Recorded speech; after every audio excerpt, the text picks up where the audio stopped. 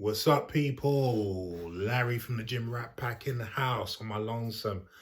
Damien and Leon are busy with some personal stuff, so I thought I will come in and give you your fix of the Gym Rat Pack. So I've got a few reviews to do for you today. So my first review will be with the new Marvel film, Ant-Man and the Wasp: Quantumania. I saw this twice now, and what I'll do is I'll just briefly go through the film and then pick out standout moments, bits I didn't really feel like, and then rate the film overall. So, Ant-Man and the Wasp: Quantumania begins with a little clip from the quantum realm when Jonathan Majors, who plays Kang, lands in the quantum realm and helps out Janet, played by Michelle Pfeiffer, who was in the quantum realm at the time. This was like a flashback. This is how the film starts. Then it goes to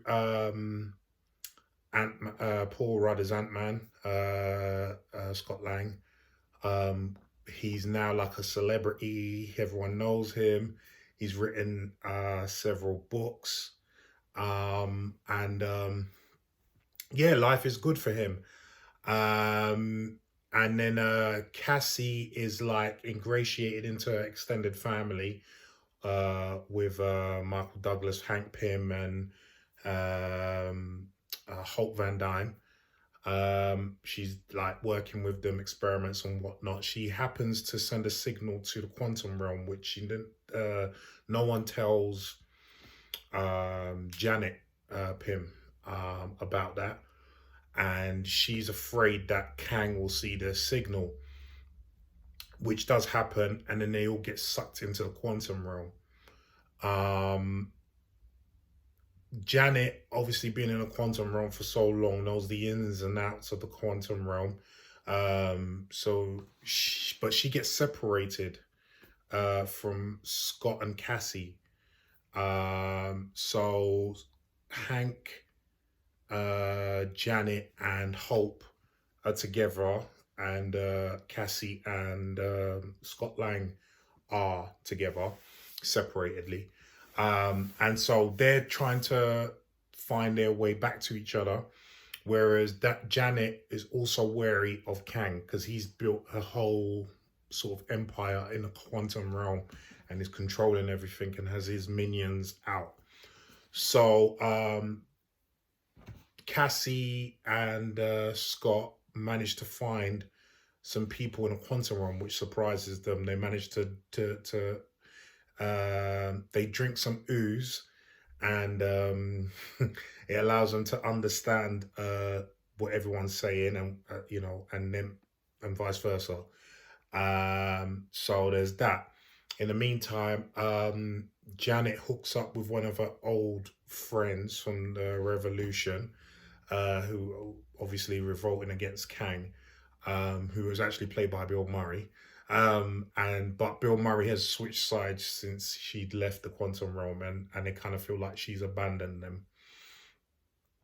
Well, they kind of feel like she's abandoned them, all the people from the Revolution. So he tries to get guards to get her on behalf of Kang, but they manage to escape.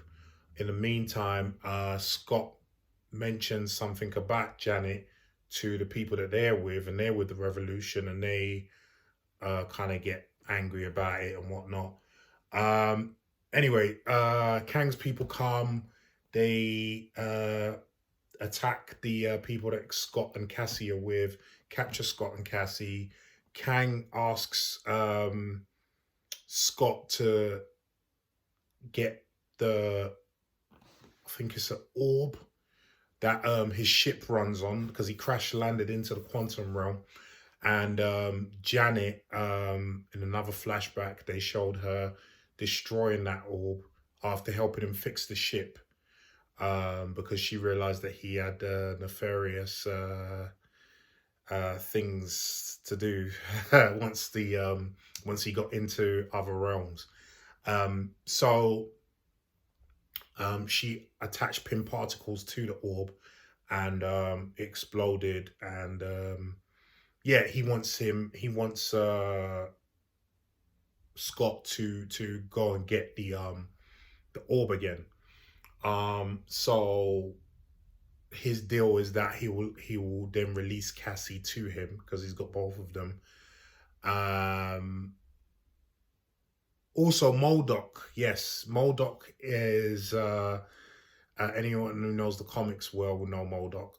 Modoc comes beforehand to attack the people Scott and Cassie were with, and he then reveals himself to be Darren, the villain from the first Ant-Man, who got sucked into the quantum realm at the end of that. So that was a big reveal, which didn't go down well with a lot of us comic book fans, but we'll speak about that later. So yeah, so Scott gets the orb, finds Janet on the way, and Hank, and they realize that they can't. Well, Janet lets him know that he can't give it to him because it will allow him to escape, and she's read his mind, and he plans to conquer everyone basically, hence the name Kang the Conqueror. In the meantime, Cassie is still being held by Kang.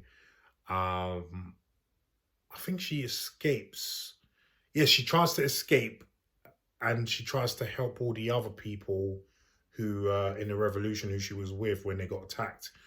And they sent a signal, like a projection to the outside world, and obviously Scott, Janet, and Hank and Hope saw that, so they then try and find a way to rescue them. Hank, in the meantime, has realized that when they got sucked into the quantum realm, there was some ants in a sort of like ant farm thing, container, that got sucked into there with them, that they were doing experiments on. And they seem to advance because of the quantum realm. For some reason, it wasn't explained properly, but they were quite technologically advanced in the ant farm because of the experiments that Hank was doing on them. But the quantum realm had accelerated their development 1,000 years. So they were like extremely technologically advanced. And for some reason, which we'll get into later, one of my gripes, they were huge. Like, yeah, they were huge. But anyway, so Hank comes with all of them, and they then lay siege to Kang's palace, whatever, his hideout, whatever. And then an attack ensues. Yeah, they get into obviously a fight. Kang and Scott battle it out. In the meantime, Cassie's battling Modoc. There's a funny little thing going on there. She manages to beat Modoc and kind of get him to switch sides. And then as Ant-Man and Kang are battling it out, Janet and Hank manage to find a way to open a portal back to the normal world. And then just to cut a long story short, the ants come and help out everyone. They kind of defeat Kang in a way. They mess him up, and obviously before the fight with Scott at the end. And then they say he gets killed at the end, Kang, by being sucked into I don't know. There was a little field, quantum field or something like that, and he gets sucked into it at the end. I don't know if he's dead, but the other Kangs later on, which I'll go into, kind of confirm he's dead. So I don't know if they're going to do anything with that. But anyway, so they all go back into their normal world. And then they think everything's fine. But Scott has apprehensions about where, is everything really fine? Do you know what I mean? And then the other Kangs, in the post-credit scene, the other Kangs are all together. I mean, there's thousands of them in like a sort of stadium thing. And then there's 3 in particular, and I forget their names, but I know one that's called Rama Tut.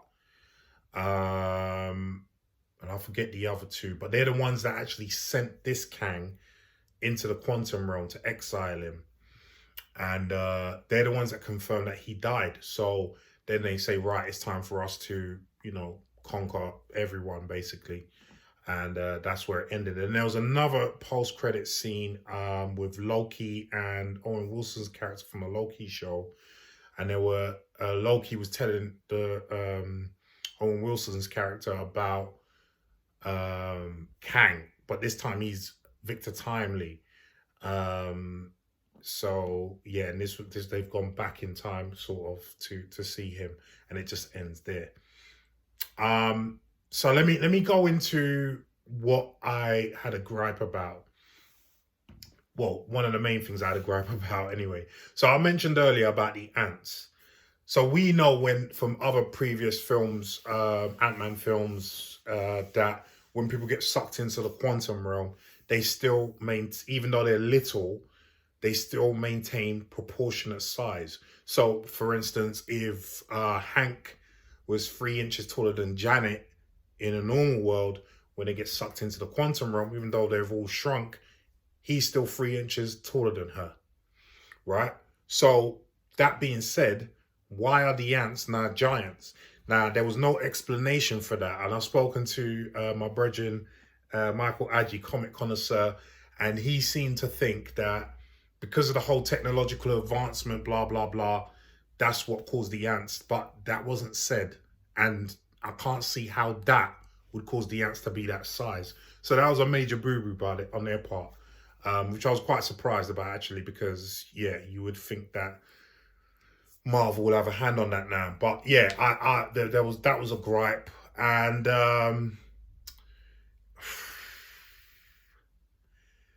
yeah, I don't know.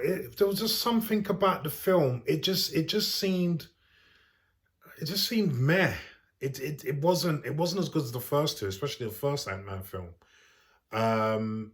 Obviously there was some standout performances, namely Jonathan Majors as Kang. I mean, if you saw Loki, you knew that he was going to bring the heat as Kang. He was fantastic as Kang. I mean, whatever people want to say about Ant-Man and the Wasp: Quantumania,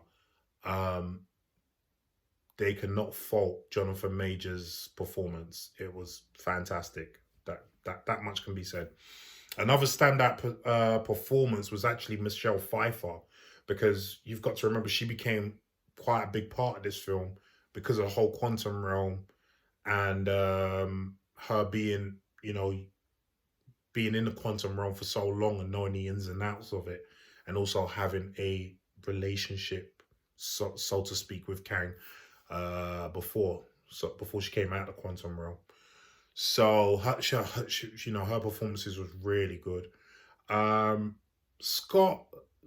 Paul Rudd's performance was great. I mean, it was good, but his character kind of seemed, he was like a secondary character in his own film, which was weird. Because it seemed to focus a lot more on Janet once they got into the quantum realm, and then Hank a little bit as well, and then Cassie. So the limelight was kind of taken from him.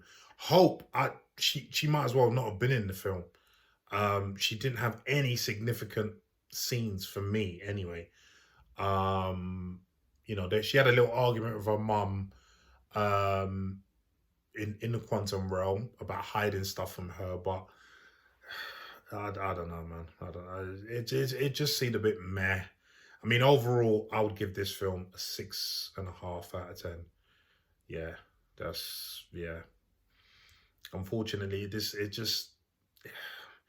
I mean, a lot of people are talking about how Marvel have lost the MCU have lost the magic. And while I don't think it's doom and gloom, I'm starting to see that the magic, the magic they had through the Infinity Saga up until Endgame, it's lost somehow. It has. I mean, they've had a few big hits. They've had WandaVision. They've had Shang-Chi. They've had some other good hits, either commercially or critically. But overall, it's all been a bit meh, and I'm hoping that they can, you know, pick up the slack with the remaining projects coming for this year and onwards. So yeah, that, you know, that's the review for Ant-Man and the Wasp: Quantumania. It's a spoiler review, so you know, if you haven't watched it, oh well. And if you have watched it, please let me know what you thought about the film and what you'd rate it in the comments down below. And until next time, peace out.